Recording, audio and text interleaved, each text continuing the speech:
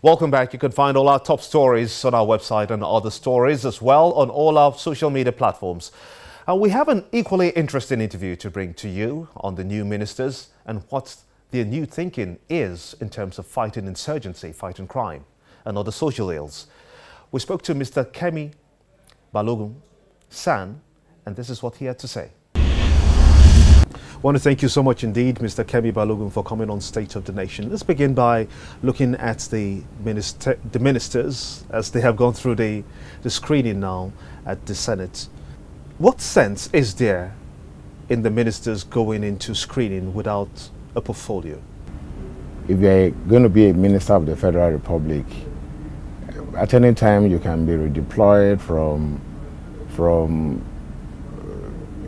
particularly if that particular ministry isn't meant for core professionals, like the Ministry of Justice, it has to be a lawyer, the Ministry of, if you say health, it has to be better, more or less, it has to be a medical practitioner.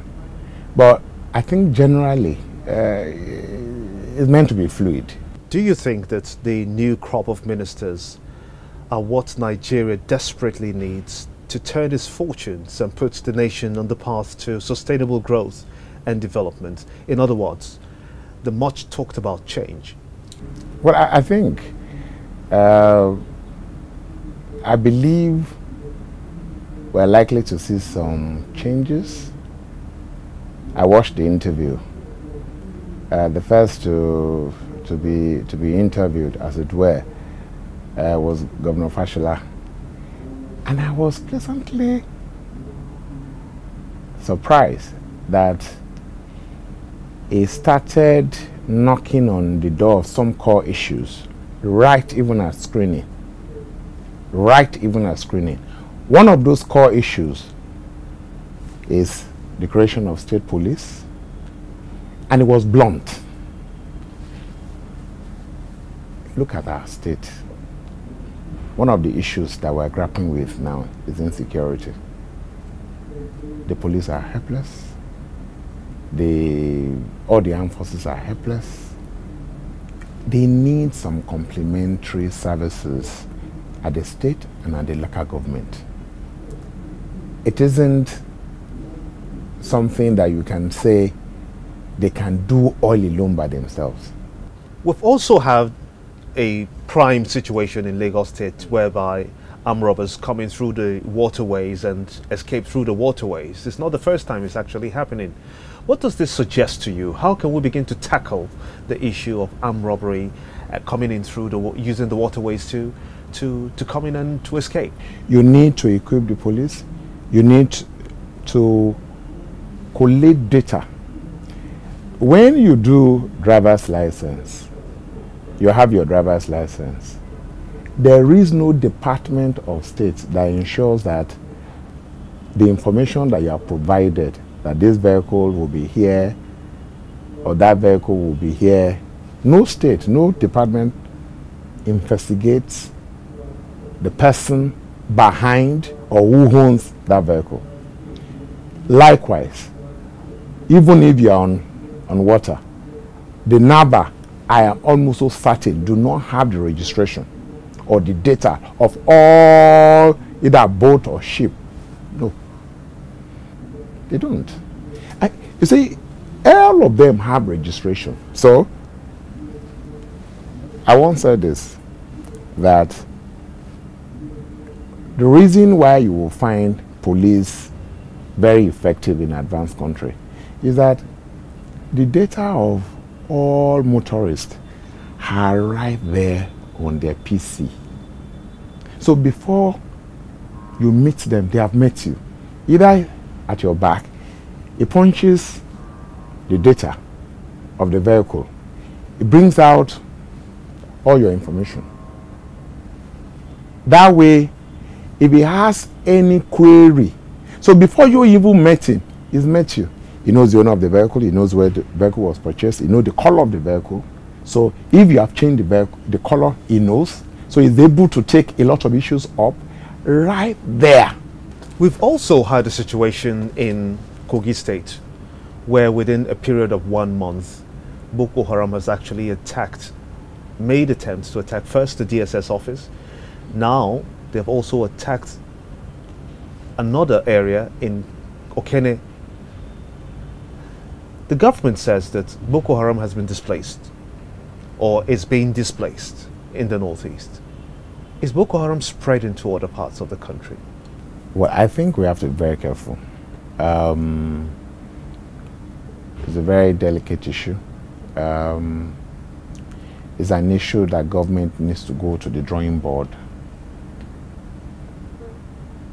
and found a more effective measure of tackling Boko Haram insecurity generally. And I think we can start by know your neighbor. Know your neighbor. You see, you need to get to a very practical approach. Otherwise, just like I've said, you'll be going after issues that have already happened. And half of the cases, they are very expensive. Each time you say, oh, Boko Haram will be defeated, or will be wiped away, or will be incapacitated, then they strike. To my mind, I believe long before now, long before the coming of this administration, they spread their tentacles far and wide. So you need to have an holistic approach. Nobody knew that they were entrenched in Kogi. Nobody knew that they were entrenched in Kogi. And you don't know what other states you can have attack tomorrow. You see pockets of security presence in Lagos. The prayer is that it doesn't get to Lagos. It will be very, very disastrous. What do you make of this kidnapping situations? We've had Chief Olu Falae kidnapped. We've also had reports of kidnappings in Edo State. Thankfully, they have been rescued. But this seems to suggest that kidnapping is still back on the trail. Okay, let's take this. Issues of kidnap, issues of robbery. The perpetrators won't rob, won't kidnap, and take their booty or their victims to heaven. They're not likely to also take them to dig a hole, a massive hole, and put them there. It's still on the, either they are being kept in one room, they are being kept in one village, or in one bush. It comes to governance. You don't make use of the land space you have. Miscreants. People have taken advantage of those land space. So what's your final word? I don't know if you have noticed, Lagos has gone back maybe 10 or 5 years back. Roads are horrible, security non-existence, the traffic situation horrendous. Things cannot continue to be like this. Things have to change. It can't. Otherwise, everybody will rise up for themselves. And the whole essence of government will be defeated. Government is to protect the lives and properties of people. The level of light and heavy arms in the hands of people is unimaginable. It's unimaginable. And government has to find one way or the other to arrest that situation. Robbers now use dynamites to blow safe, to blow situation, facility. It's worrisome. Mr. Kemi Balogun, I want to thank you so much indeed for speaking to us on State of the Nation. Thank you very much. Interesting interview there. One thing is sure though, a feel of rescue of a nation drowning Will this be the case? Is the thoughts and question on almost everybody's lips. They're asking that same question at this time.